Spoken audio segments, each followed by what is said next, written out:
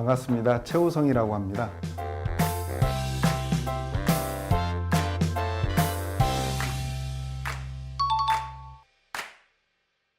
학교 내부 또 학교 외부 또 사이버 공간까지 포함해서 학생을 대상으로 하는 각종 폭력을 다 학교 폭력이라고 정의할 수 있는데요.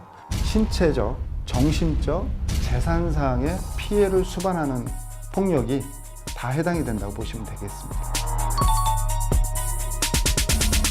피해 학생이 감정이 상하거나 너무 힘들 경우에는 다 학교 폭력이 될 수 있습니다. 예를 들어서 종이를 던졌는데 특정한 학생이 맞았어요. 근데 신고하면 그것도 학교 폭력이고요. 책상이나 의자를 밀었어요. 밀친 경우도 학교 폭력이 될 수 있고요. 자고 있는데 등짝을 때렸어요. 이것도 학교 폭력이 될 수 있고요. 나는 장난인데 상대방은 그게 장난이 아니라 괴롭힘으로 다가설 수 있거든요. 그래서 괴롭히는 행위도 따돌림, 왕따도 학교 폭력임을 분명히 알고 주의가 필요하다. 지나친 장난은 학교 폭력이 될 수 있다. 그 점을 기억해 줬으면 좋겠습니다. 이게 다 맞는 건 아니지만 그래서 피해자 같은 경우에는 잠을 못 자는 아이들이 좀 많고요. 학교에 가기 싫어하잖아요. 그다음 휴대폰으로 사이버 폭력에 시달리는 아이들 같은 경우에는 폰에서 알람이나 울림이나 뭔가 진동 소리만 들어도 경기를 일으키거든요. 그러니까 평상시 습관이 아닌 경우가 좀 많습니다. 그다음 늦게 일어나고 밤새도록 휴대폰에 쩔쩔매거나 보호자한테 그 휴대폰을 보여주지 못하는 아이들. 그다음 갑자기 카카오톡 푸사가 부정적으로 그림을 바꾸거나 이런 징후들이 포착이 됐을 경우에는요, 그 자녀와 충분한 대화를 거쳐서 학폭인지 확인하고 신고를 해야 될 것 같고요. 가해자는요, 자존감이 좀 너무 높다 보니까 충동적이고요, 폭발적인 성격을 좀 지니고 있습니다. 그래서 뭐하면 욱하고 분노 조절을 못하는 경우가 많거든요. 또 그런 아이들의 특징은요, 대화의 대부분이 욕을 섞어서 하다 보니까 상대방한테 언어폭력으로 상처를 주는 경우가 많습니다. 그래서 가정에서 보호자께서 우리의 자녀가 욕을 많이 했을 경우에는요, 언어 순화 교육이 좀 필요할 것 같고요.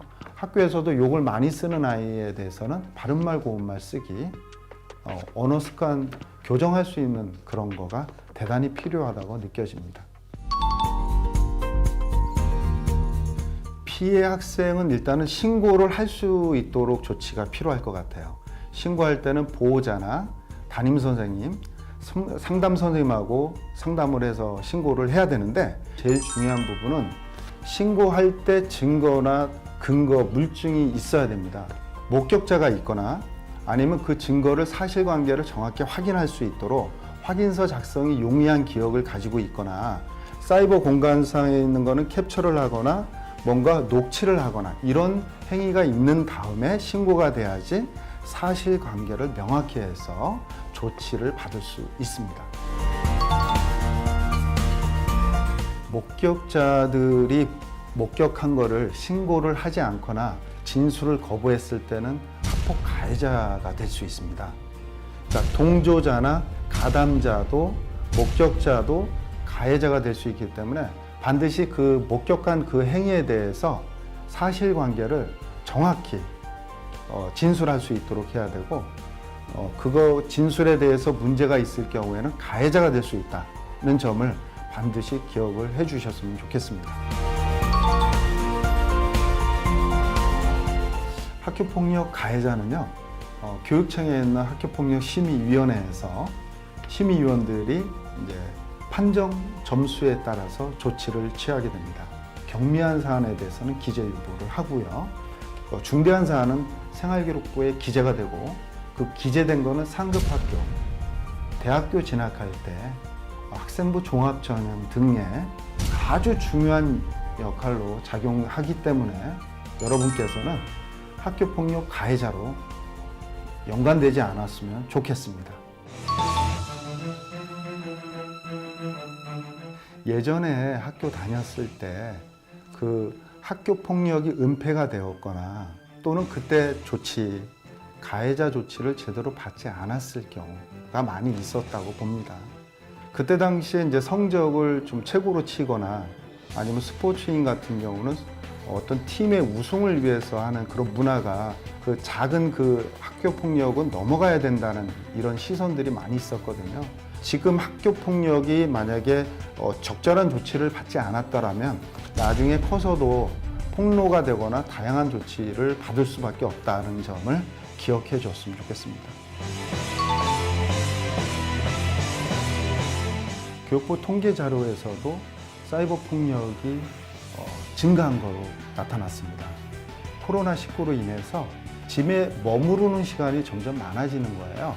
그러다 보니까 아이들이 어떤 메신저방, 어떤 톡방, 익명방 같은 데에서 사이버 언어 폭력, 거기다가 딥페이크라는 용어가 요즘 나오는데 특정한 학생의 얼굴에다가 나체 사진을 합성시켜가지고 그거를 특정한 학생한테 보내는 거죠.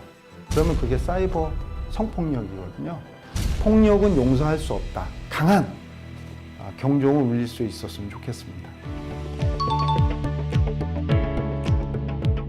여러분, 사소한 장난이나 갈등도 학교 폭력으로 신고돼서 처벌을 받을 수가 있습니다. 상대방이 입장에서 마음의 상처를 받을 수 있다면 다 폭력이 될 수 있습니다. 연예인이나 유명 스포츠인들이 과거에 있었던 일들이 폭로되고 있습니다. 폭력은 어떤 면에서도 정당화될 수가 없습니다. 폭력 없는 평화로운 학교 생활을 하셨으면 좋겠습니다.